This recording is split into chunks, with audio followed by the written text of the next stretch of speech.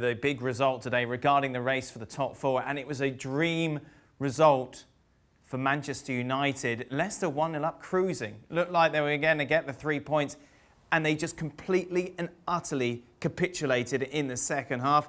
Sonyoko getting sent off for kicking out, and it was just an absolute mess for Brendan Rodgers' side, and they are in real peril now regarding whether or not they will qualify for Champions League football next season. If Manchester United win tomorrow, they win on Monday against Southampton, they move up to third in the table. Craig, this Leicester capitulation, they've won 1 in their last 7 in all competitions.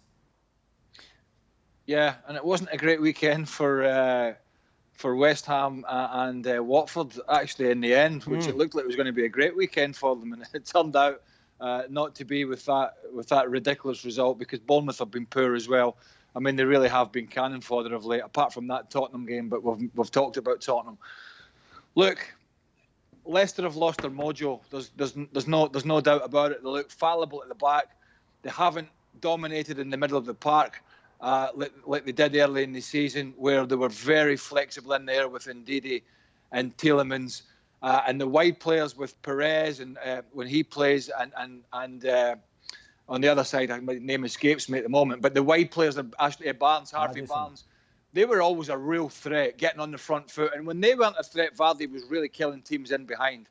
And it's really been a struggle for them. And I said before, Dan, I think with Man United's form and with Man United's fixtures, which is equally as important, that they were going to be tough to stop. And nobody was going to hand Chelsea and Leicester City a place in the Champions League, because United are on the front foot and they've been rolling over these poorer teams in the Premier League, and that's the way the fixtures have fallen, and that continues tomorrow with a decent Southampton side, but it is at Old Trafford. And now all of a sudden it's Chelsea and Leicester City who are under pressure, and Leicester City at the moment look like the team that are going to crack. And they've got a tough run in as well. Sheffield United, Spurs, and then Manchester United in what we thought was going to be this massive playoff almost for a Champions League place on the final day of the season, Shaq. It might not even get to that. I don't think it will, given what we've seen from Leicester over recent weeks. Coming out to the break, they were simply terrible. Then they got the result against Crystal Palace, I think it was, and you wondered if things would turn around, but no, it hasn't. And this game kind of sums them up for me. They were in total control, albeit at 1-0, total control. And then Schmeichel does as he did, straight into the back of Ndidi. And Leicester, you concede 1 goal, you're still in level pegging. You have the game in your hands. You're by far the better of the two teams, yet still you capitulate the way that you do in the end. I mean, it's...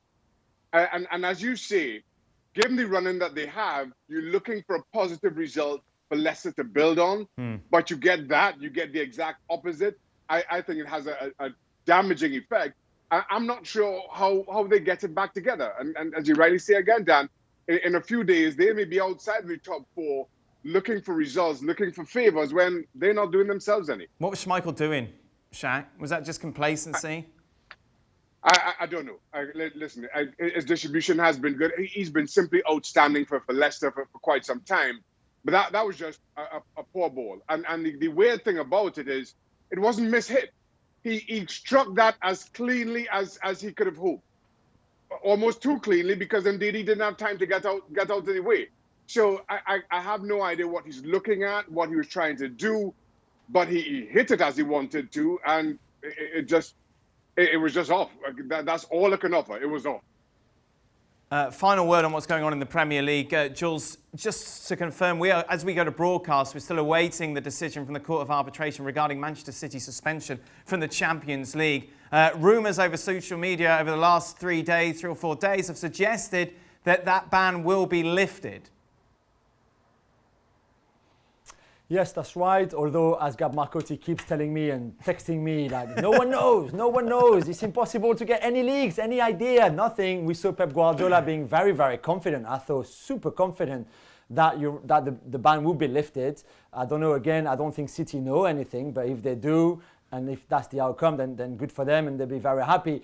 This is a crucial decision as well for FFP, because if that ban gets lifted and there's just nothing suddenly from City going from a 2-year ban from European competitions and that big fine to nothing, that would make a complete joke of FFP. And I think that would be a really game changer in terms of financial fair play and what teams do to respect it and respect the rules and stay within the rules, because there was clearly an issue at some point, and maybe the first ban was a bit too much. And I think personally that they would reduce the ban from 2 years to 1 year, but at least there would still be something for City.